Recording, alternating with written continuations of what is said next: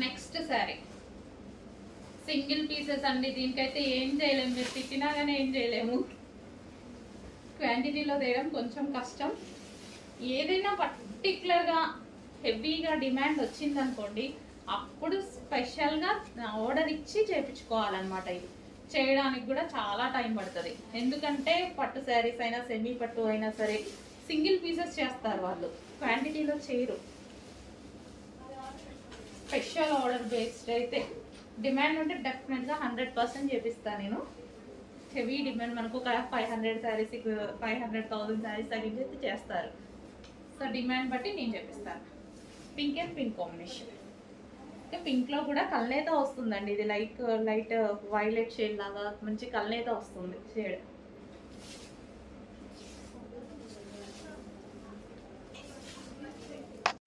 Next colour అండి. ప్రతిదీ single పీసే అండి. ఇవి సింగిల్ పీసెస్. ఈ శారీస్ అనేవి మనం క్వాంటిటీలో కష్టం, సింగిల్ పీసెస్ ఇవి. సో ఈ టైప్ ఆఫ్ పట్టు ఐటమ్ అనేవి సింగిల్ పీసెస్ ఉంటాయి. ఇది మనకి పళ్ళు part. Overall sari different colour కదండి, డిఫరెంట్ కలర్ కాంబినేషన్. మనకి లైక్ పేస్టల్ షేడ్ లాగా. ఇది వచ్చేసి బ్లౌజ్.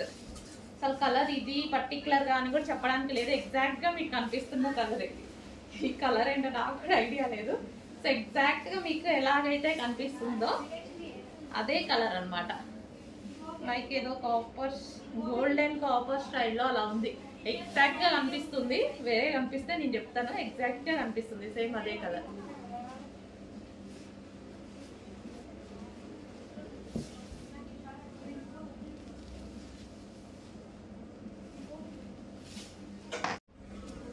నెక్స్ట్ శారీ అండి.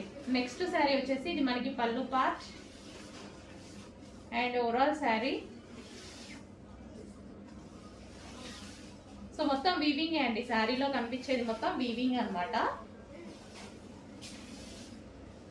సో ఇది మనకి బ్లౌజ్ పార్ట్. సో ఇందాక పింక్ లో కూడా అంతే అండి, నేనే అది బ్లౌజ్ పళ్ళు పార్ట్ ని బ్లౌజ్ అని చెప్పాను బై మిస్టేక్ లో. పళ్ళు వేరు బ్లౌజ్ వేరు. లాస్ట్ లో వచ్చేసింది బ్లౌజ్, ఫస్ట్ మీకు చూపించింది పళ్ళు. ఓకేనా? ఇది వచ్చేసి శారీ.